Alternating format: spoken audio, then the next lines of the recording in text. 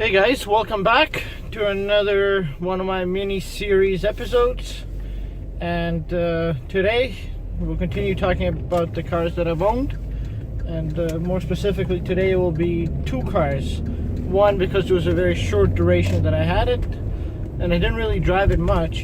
And the other one I actually had for a while. So the first one that I will add to this mini-series was a 1994 Honda Civic that I bought.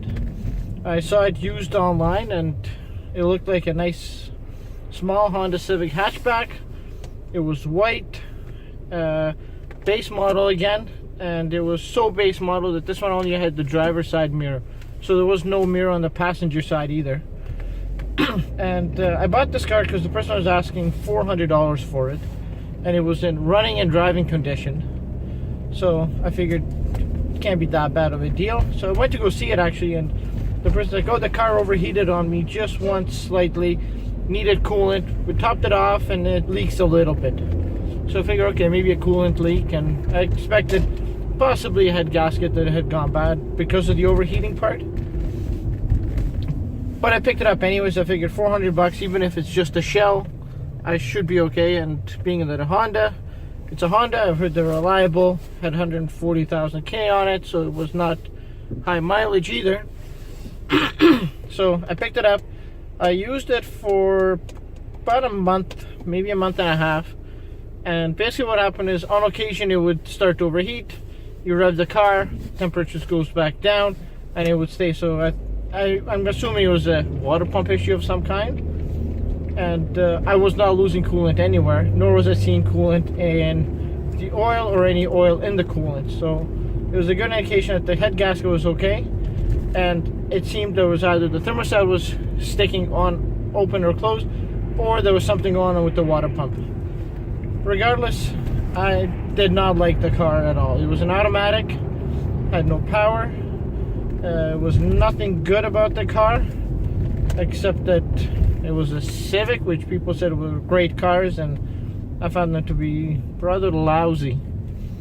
So that's the first card. And then the second card that I'll talk about was actually that Civic. It was good enough that when I did sell it, I had bought it for $400. When I sold it, I took the radio out of it because it had a nice CD player at the time with auxiliary inputs and USB inputs, no Bluetooth unfortunately.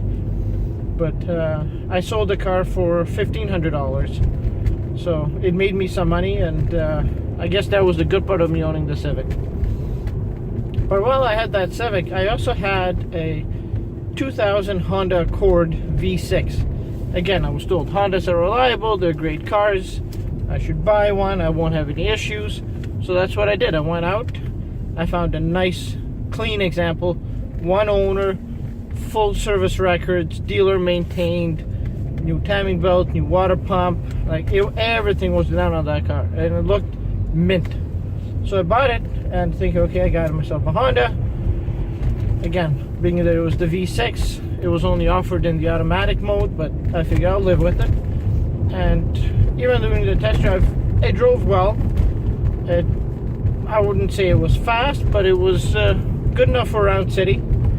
And I didn't really have any issues right away after buying it.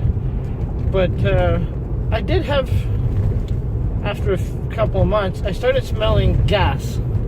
At first I thought, okay, it's got to be a gas line. Looked, couldn't find anything. Looked at the gas tank, figured maybe the gas tank is rusty. Couldn't find any indication of any moisture, of any rust on the gas tank. The car was clean, it was rust proofed. So I kept driving it, and I brought it into a shop, and they checked, like, nope, don't see any gas leaks. Might have been from a car beside you, or okay. So I moved on, I drove it, and then one day I get a call from my parking garage at work saying, your vehicle has leaked some fluid out, can you please come see us? So I go to the garage, to the person downstairs, and true enough, because I'd filled up the car on my way to work, it started leaking gas out of the gas tank, and it was actually just about the halfway mark on the tank. There's a flat spot, and that's where I essentially leaked about a good 1/3 of the tank of gas out in the parking garage. And of course, being that it was covered in gas, near the exhaust, called a tow truck, towed me out of the garage, brought it into a shop, and they confirmed that it is the gas tank that's leaking. And they're like, the gas tanks are not too bad. So I checked online, a couple $100 to get a gas tank. And then the shop said, however, the labor on these, whoever designed it, wasn't very bright. They decided to put the gas tank right above the rear subframe. So the whole rear suspension had to come off. $700 later in labor. I had my working Accord, so I figured, okay, it was an unfortunate turn of events, but I have a Honda Accord now, and I should be good to go. It was a few months after that, all of a sudden, sitting at a set of lights, the car starts misfiring. Pull over, check, bad ignition coil. Limped the car home, changed the ignition coil. It was all good to go. A few weeks later, it couldn't start. Start checking things, bad ignition coil again. Before again, another ignition coil went. So that's where I started thinking, maybe these Hondas are not as reliable as people make them out to be. So at that point, I had enough with the Honda. It was the Accord. So I'm like, I'll think about selling it. I was waiting because it was springtime, so I figured I'll wait until the weather gets nicer, clean it up, polish it, shine it up, and then sell it to somebody. Not to get rid of the problem, just because I didn't want to have to deal with ignition coils failing on me.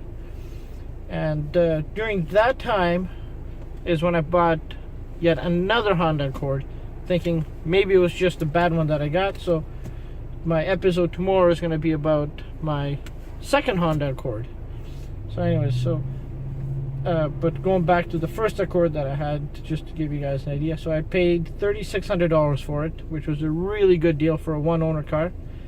And having put some money in maintenance and repairs, I was lucky enough to be able to sell it for $4,200, if I remember correctly. It was either $4,000 or $4,200 that I got for that Accord. So I was a happy camper at that point, that I was able to sell that car and move on to another Accord. So come back tomorrow and we'll have a discussion about my ownership of a second Honda Accord.